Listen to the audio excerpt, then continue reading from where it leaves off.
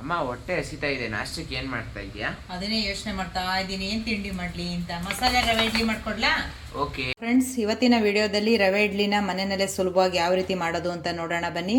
ಈ ವಿಡಿಯೋನ ಸ್ಕಿಪ್ ಮಾಡಿದ್ರೆ ಪೂರ್ತಿಯಾಗಿ ನೋಡಿ. ಹಾಗಾದ್ರೆ ಶುರು ಮಾಡೋಣ ಬನ್ನಿ. ಮೊದಲಿಗೆ ಈ ರವೆ ಇಡ್ಲಿ ಮಾಡ್ಕೊಳ್ಳೋದಕ್ಕೆ ಬಾಣಲಿನ ಒಲೆ ಮೇಲೆ ಬಿಸಿಗಿಟ್ಕೊಳ್ಳೋಣ. ಸ್ವಲ್ಪ ಎಣ್ಣೆ ಹಾಕ್ತಾ ಇದ್ದೀನಿ, 1 ಸ್ಪೂನ್ ಸಾಸಿವೆ, ಸ್ವಲ್ಪ ಉದ್ದಿನಬೇಳೆ, ಕಡಲೆಬೇಳೆ, ಹಾಗೆ ಸ್ವಲ್ಪ ಹಸಿ ಮೆಣಸಿನ್ಕಾಯಿ, ಸಣ್ಣದಾಗಿ ಹೆಚ್ಕೊಂಡಿರೋಂಥ ಕರಿಬೇವಿನ ಸೊಪ್ಪು, ಸ್ವಲ್ಪ ಶುಂಠಿ ಪೀಸು, ಹಾಗೆ ಸ್ವಲ್ಪ ಇಂಗನ್ನು ಕೂಡ ಹಾಕ್ಕೊಂಡು ಸಣ್ಣ ಉರಿನಲ್ಲಿ ಇದನ್ನು ಫ್ರೈ ಮಾಡ್ಕೊಳ್ಳೋಣ. ಸ್ವಲ್ಪ ಗೋಡಂಬಿ ಪೀಸು. ಇವಾಗ ಇದೆಲ್ಲ ಚೆನ್ನಾಗಿ ಫ್ರೈ ಆದಮೇಲೆ ನಾನು ಇದಕ್ಕೆ ಉಪ್ಪಿಟ್ಟಿಗೆ ಬಳಸೋವಂಥ 3 ಕಪ್ ರವೆನ ಹಾಕ್ತಾ ಇದ್ದೀನಿ, ಅಂದರೆ ಮೀಡಿಯಮ್ ರವೆನ. ಈಗ ರವೆನ ಹಾಕಿದ ಮೇಲೆ ಸ್ವಲ್ಪ ಸಣ್ಣ ಉರಿನೇ ಇರಲಿ. ಸ್ವಲ್ಪ ಇದನ್ನು ಒಗ್ಗರಣೆ ಎಲ್ಲ ಚೆನ್ನಾಗಿ ಮಿಕ್ಸ್ ಆಗಬೇಕು. ರವೆಗೆ ನೀಟಾಗಿ ಒಂದ್ಸರಿ ಮಿಕ್ಸ್ ಮಾಡ್ಕೊಳ್ಳೋಣ, ಹುರಿಯೋದೇನು ಬೇಡ.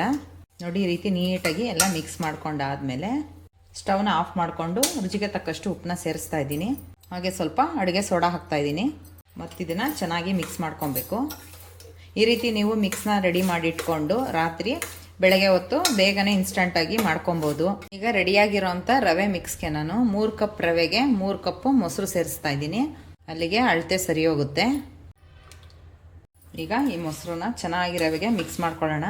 ರವೆ ಒಂದು ನೀವು ರೆಡಿ ಮಾಡಿ ರಾತ್ರಿನೇ ಇಟ್ಕೊಂಡ್ರೆ ಬೆಳಗ್ಗೆನೆ ಬೇಗನೆ ಕ್ವಿಕ್ಕಾಗಿ ಮಾಡ್ಕೋಬೋದು, ಟೈಮ್ ಜಾಸ್ತಿ ಹೊತ್ತು ಹಿಡಿಯಲ್ಲ. ನೋಡಿ, ಇವಾಗ ನೀಟಾಗಿ ಇದನ್ನು ಮಿಕ್ಸ್ ಮಾಡ್ಕೊಂಡಿದ್ದಾಯಿತು.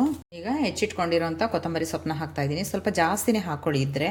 ಈಗ ಮಿಕ್ಸ್ ಮಾಡ್ಕೊಂಡಿದ್ದಾದ್ಮೇಲೆ ಇಡ್ಲಿ ಪಾತ್ರೆಗೆ ಸ್ವಲ್ಪ ಎಣ್ಣೆ ಸವರ್ಬಿಟ್ಟು, ನೋಡಿ ಈ ರೀತಿ ಎಲ್ಲ ನೀಟಾಗಿ ಮಿಕ್ಸ್ ಮಾಡ್ಕೊಂಡಾದ್ಮೇಲೆ ಇಡ್ಲಿ ಪಾತ್ರೆಗೆ ಸ್ವಲ್ಪ ಎಣ್ಣೆ ಸವರ್ಬಿಟ್ಟು ಇಟ್ಕೊತಾ ಇದ್ದೀನಿ.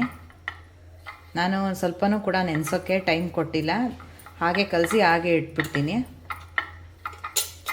ಈಗ ಇಡ್ಲಿ ಪಾತ್ರೆಗೆ ಹಾಕೋಣ.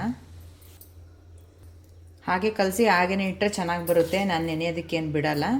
ಬೇಕು ಅಂದರೆ ನೀವು ಒಂದು 5 ನಿಮಿಷ ಬಿಟ್ಕೋಬೋದು.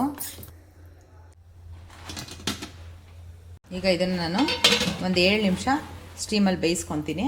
ಇಡ್ಲಿ ಬೇಯೋಷ್ಟರಲ್ಲಿ ಸಿಂಪಲಾಗಿ ಒಂದು ಚಟ್ನಿಗೂ ಕೂಡ ರೆಡಿ ಮಾಡ್ಕೊಬಿಡೋಣ ಬನ್ನಿ. 1 ಕಪ್ಪು ತೆಂಗಿನಕಾಯಿ ತುರಿ ಹಾಕ್ತಾ ಇದ್ದೀನಿ. ತೆಂಗಿನಕಾಯಿ ತೊಗೊಂಡಿರೋಂಥ ಕಪ್ಪಲ್ಲೇ ನಾನು ಹುರಿದಿರೋಂಥ ಕಡಲೆ ಬೀಜ ತೊಗೊಂಡಿದ್ದೀನಿ, ಅಂದರೆ ಅರ್ಧ ಕಪ್ ತೊಗೊಂಡಿದ್ದೀನಿ. ಹಾಗೆ ಅರ್ಧ ಕಪ್ಪು ಹುರುಗಡ್ಲೆ, ಖಾರಕ್ಕೆ ತಕ್ಕಂತೆ ಹಸಿ ಮೆಣಸಿನಕಾಯಿ, ಹಾಗೆ ಸ್ವಲ್ಪ ಕರಿಬೇವಿನ ಸೊಪ್ಪು, ಹಾಗೆ ಒಂದು 5 ಇಲ್ಕು ಬೆಳ್ಳುಳ್ಳಿ, ಹಾಗೆ ಸ್ವಲ್ಪ ಶುಂಠಿ ಹಾಕೊತಾ ಇದ್ದೀನಿ. ಹಾಗೆ ಸ್ವಲ್ಪ ಬೆಲ್ಲ ಮತ್ತು ಹುಣಸೆಹಣ್ಣ ತೊಗೊಂಡಿದ್ದೀನಿ. ಹಾಗೆ ರುಚಿಗೆ ತಕ್ಕಷ್ಟು ಉಪ್ಪು, ಹಾಗೆ ಸ್ವಲ್ಪ ಕೊತ್ತಂಬರಿ ಸೊಪ್ಪು.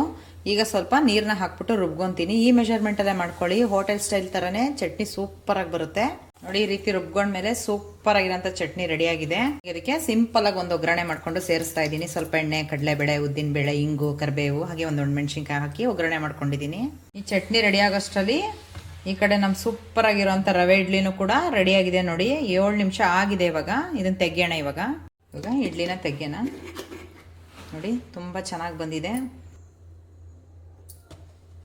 ಕೈಯಲ್ಲೇ ಈಸಿಯಾಗಿ ತೆಗೆದುಬಿಡ್ಬೋದು. ನೋಡಿ, ನಾನು ಕೈಯಲ್ಲೇ ತೆಗಿತಾ ಇದ್ದೀನಿ. ಚೆನ್ನಾಗಿ ಬಂದಿದೆ. ಈಗ ಬಿಸಿ ಬಿಸಿ ರವೆ ಇಡ್ಲಿ ಜೊತೆ ನಮ್ಮ ಸೂಪರ್ ಆಗಿರೋ ಅಂಥ ಚಟ್ನಿನೂ ಕೂಡ ಸರ್ವ್ ಮಾಡೋಣ ಬನ್ನಿ. ತುಂಬಾನೇ ಚೆನ್ನಾಗಿ ಬಂದಿದೆ. ಖಂಡಿತ ನೀವು ಕೂಡ ಟ್ರೈ ಮಾಡಿ. ನೋಡಿದ್ರಲ್ಲ, ತುಂಬಾನೇ ಸುಲಭವಾಗಿ ರವೆ ಇಡ್ಲಿನ ಯಾವ ರೀತಿ ಮನೆಯಲ್ಲೇ ಮಾಡ್ಕೊಳ್ಳೋದು ಅಂತ. ಖಂಡಿತ ನೀವು ಕೂಡ ಟ್ರೈ ಮಾಡಿ. ಇನ್ನಷ್ಟು ಈಸಿ ರೆಸಿಪಿಗಳಿಗೋಸ್ಕರ ನನ್ನ ಪೇಜ್ನ ಫಾಲೋ ಮಾಡಿ, ಹಾಗೆ ನಿಮ್ಮ ಫ್ಯಾಮಿಲಿ ಫ್ರೆಂಡ್ಸ್ಗೂ ಕೂಡ ಶೇರ್ ಮಾಡಿ. ನೆಕ್ಸ್ಟ್ ವಿಡಿಯೋದಲ್ಲಿ ಭೇಟಿಯಾಗೋಣ. ಎಲ್ರಿಗೂ ನಮಸ್ಕಾರ.